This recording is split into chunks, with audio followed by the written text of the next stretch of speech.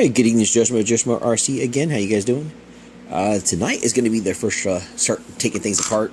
All I did was pull the body pins out and remove the body over here. Alright, next step is remove the tires. I was going to screw them kind of tight last time. Sometimes after I get done bashing, that the nuts get a little tight. So what I do, I don't know if you saw that there in the picture. So I put my thing in there. I'll give it a little twist here. Now, make sure you're twisting it the right way. If a screw ever gets too tight like that, you start coming through here and you start breaking this, it sucks. So I look for is, I can't find it, but my favorite one of these things right here has a hole all the way through, so I can slide the shaft part here all the way through on one of them. This one can't do that. And if you do that, you have a less of a chance of actually putting all that pressure you're putting on that only on half. By being able to slide the shaft instead of just here and putting all that pressure only on this side, when you are able to put it all the way through and twist it, kind of shares the pressure you're putting through, and it's less likely to break. Because sometimes they get kind of tight. So if you can find one with a hole in it, it's awesome. Mine is gone. If I could find another one, I'd buy it.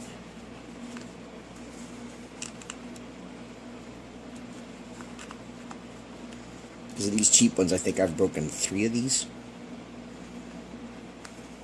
No, I wouldn't say cheap, but I mean, you know, they're freebie ones. The other one was a freebie too, but it was real nice. Being able to put that shaft all the way through is just something I kind of like. And if you have the stock hex adapters right here, the plastic ones, you can just use a flat head, get in there, twist, pop it off. Mine has a little hex hub, or a little grub screw in there, and I got to use a hex wrench to get out. So that'll require a little extra work. So the first thing I'm going to do is, out of my Cow RC mat right here, boop. Since this is the first screw stuff I'm taking off, that's going back on. Pop one of those little things right here out. That's really in there pretty good. Alright. And I'll put all my little nuts right there, just so you can see where I'm putting them. It's kind of nice that Cow RC makes mat like that for us that are magnetic. These are aluminum, they're not magnetic. So I don't know if there's any aluminum that is. I have no clue. But just in case. Alright. I don't know if you're able to see that on camera. Get in here, twist that grub screw out. This just slides right off. I'm going to put this also where that 4mm nut is. There is a tiny little bar right here. That's what your back of the hex here, if you see the grooves are inside there. It lines up and snaps in there. So it keeps it in line, so when the shaft spins, that's what makes the hex spin. You want to keep that. Don't lose it. So I'm putting it right inside. See? I just laid it inside where it snaps in it, so it won't get lost down here. I'm going to do the same thing for all 4 sides. The reason for you to watch every single tire. I'll be right back. There is one thing I'll make of note. The rear hex hub, for some reason, is thinner than the front. It's an offset thing. So when you put it back on, make sure the thinner one goes to the front, and the thicker one goes to the thicker one goes to the front, and the thinner one goes back to the rear, the way it was before. All right, be right back. All right, getting further in this, I wanted to let you know the hex hub adapters, by the way, was an upgrade that I had. Also, the green aluminum nuts was another upgrade. It's already been done. I got the Traxxas caster blocks, front hub carriers, and rear hub carriers. I don't think they call the front ones hub carriers. They call them something else. I can't think what it is off the top of my head. But I'm not only fixing transmission again. Remember, I'm tearing it all down to replace all the screws. That's why I'm going this in depth with my what I'm taking apart. But the transmission is the main focus for tonight. But while I was getting at it, I just wanted to get the tires and everything else off. Just a little tiny stuff. And I'm going to work my way as easy stuff goes, you know, and use these little slots for some screws and put them back on. Alright. Now I'm going to move to the transmission. first thing to do here is I'm going to take a little screw off there, a little screw there. I'm going to put this aside, and the little holes that are inside this little cover, when I put it aside, I'm going to lay those screws right back in there. And I'm not putting those screws back on. I'm going to use the what do they call that? Stainless steel ones. But I'm using those to the side just to size them up, so when I replace them with the right size. Be right back. Alright, decision time. I have found the real reason why I had a problem when I pulled the trigger and nothing went.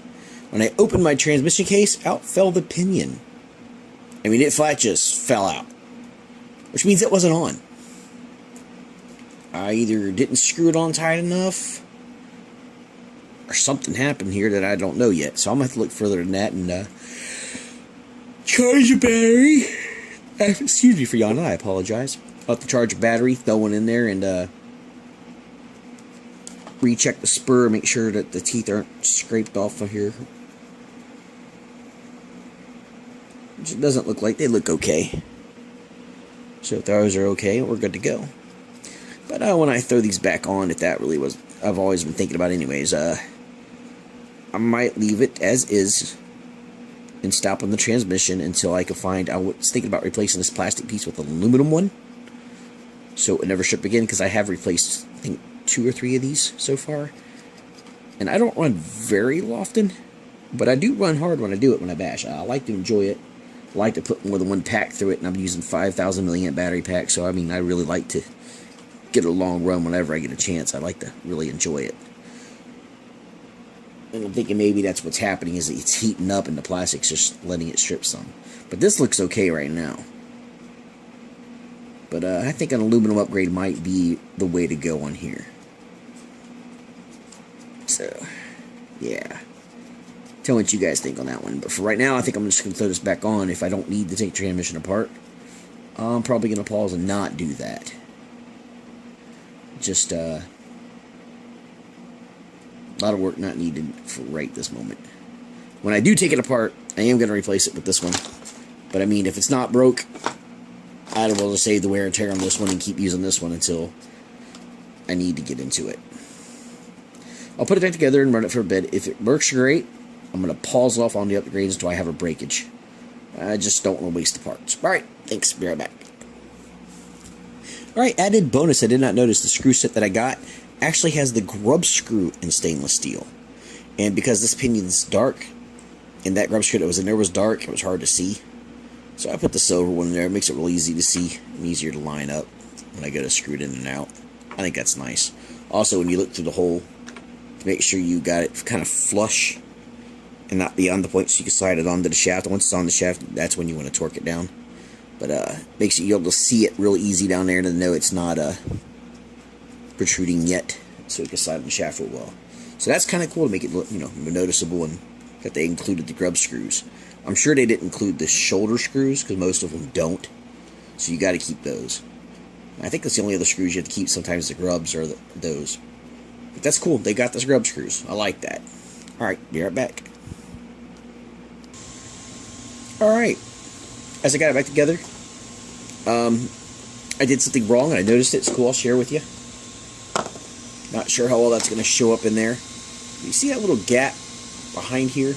Behind the pinion in the transmission case? Well, I was pushing it close to back. Not all the way, but close to back. The little screws that are holding the motor mount back here were just barely rubbing on this pinion, causing a little bit of a sound. So I pulled it up a little bit more to clear that, balance it out. But I'm still hearing something. See what you guys think that is. The mesh looks like it's perfect as far as the paper method goes. And I don't know, it still sounds like it's not. I don't know if that sounds too loose. I definitely don't think it's too tight, because I can even see the gap with my eye. Barely see that gap, though. I mean, it's barely there. Now, I'm going to try it like that, see what happens. But let me know what you guys think from that sound. It almost sounds perfect, but I don't know. But just in case, I'm going to throw a little lube on there. I'm not sure if it's really. Well, I'm going to say I'm pretty sure it's not needed, but I'm going to throw it on there just in case. See what it does for me. Be right back. Alright, another tip. What I did is I poured some here, spun it, poured some here, spun it. You can see it's a little glossy, it's a little wet. You see where I'm rubbing my finger? By touching the stuff, it's smearing it. So it's wet here. So if I pull the trigger just to hear how it sounds, because it's wet, it's going to go and spread. So I'm going to use a paper towel plastic bag between me and it to make sure I don't get myself messy.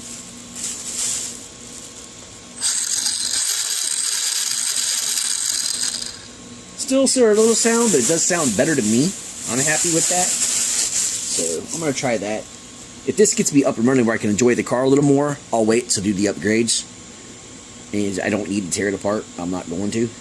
But I mean, if the transmission needed to be pulled apart and I had to go that far, I was just going to do everything. But what I probably will do is the screws that I can see real quick, I'll probably just grab some and just replace them out.